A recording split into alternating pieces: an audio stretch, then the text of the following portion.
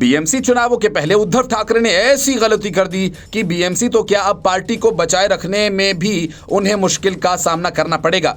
लेकिन जिस तरह से उद्धव ठाकरे की पार्टी ने वक्फ संशोधन विधेयक के खिलाफ वोट किया, उस बात से यह साफ हो गया कि अब तो हिंदुत्व की सियासत को छोड़ने का जो आरोप एकनाथ शिंदे और बीजेपी लगा रहे थे वो सही साबित हुआ। हालांकि हिंदुत्व की सियासत उद्धव ठाकरे को रास नहीं आ रही थी। जब उन्होंने कांग्रेस और शरद पवार के साथ गठबंधन किया, वक्फ संशोधन बिल के विरोध में वोट देकर महाराष्ट्र चुनाव से पहले उद्धव ठाकरे ने बीजेपी शिंदे सेना को हमले के लिए हथियार थमा दिया। बाल ठाकरे हमेशा ये कहते रहे कि उनके हिंदुत्व के विचार और भूमिका में कोई बदलाव नहीं हुआ। मुसलमानों को पाकिस्तान मिल गया, हिंदुस्तान हिंदुओं का है, फिर भी हुकूमत मुसलमानों की चलती है। ये जो है वो है। एक नागरिक की हैसियत से हम मानते हैं कि भारत में मुसलमानों को रहने का हक है, मगर यहाँ रहेंगे और प्यार पाकिस्तान से करेंगे, ऐसा नहीं चलेगा। इसके अलावा कई मौकों पर उन्होंने हिंदुत्व के समर्थन में कड़े बयान दिए, जिसके आधार पर बीजेपी शिवसेना की दोस्ती चली लंबी। करीब 4 दशक तक शिवसेना पूरी तरह से बाल ठाकरे के हिंदुत्व के फॉर्मूले पर चलती रही। शिवसैनिक भी ठाकरे के बयानों को भाषण में दोहराते रहे। इस कारण पार्टी के कट्टर हिंदुत्व की छवि बनी।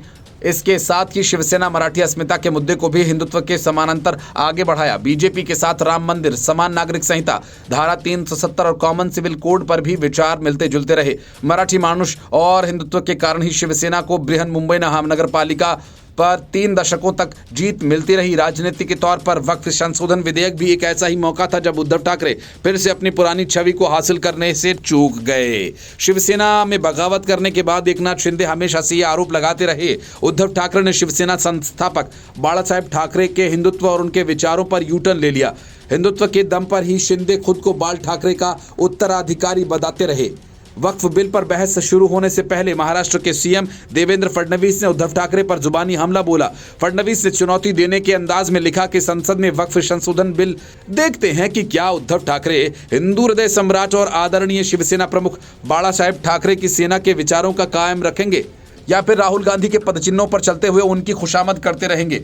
जैसी उम्मीद थी कि बीजेपी विरोध में उतरी, उद्धव शिवसेना ने वक्फ संशोधन बिल के खिलाफ वोट डाले और बीजेपी को राजनीतिक हमले के लिए हथियार थमा दिया।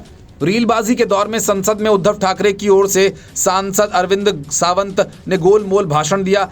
उनके इस भाषण पर अल्पसंख्यक मामलों के मंत्री किरेन रिजिजू ने पूछा, आपने बिल के समर्थन में या विरोध में अपना स्टैंड क्लियर नहीं किया। चर्चा के दौरान सावंत वक्फ बिल से ज्यादा हिंदू मंदिरों पर बोलते रहे। उन्होंने आरोप लगाया कि वक्फ बोर्ड में 2 गैर मुस्लिमों को एंट्री देकर बीजेपी ने मंदिर प्रबंधन में गैर हिंदुओं की एंट्री का रास्ता साफ कर दिया। राजनीति के तहत वक्फ बिल पर खुद उद्धव ठाकरे या आदित्य ठाकरे ने बयानबाजी नहीं की। माना जा रहा है कि महाविकास अघाड़ी के घटक दल होने के कारण 2 नावों की सवारी कर रहे हैं। वक्फ बिल का विरोध कर उन्होंने मुस्लिम वोटर्स का भरोसा हासिल किया, जिन्होंने लोकसभा और विधानसभा चुनाव में शिवसेना को वोट दिया।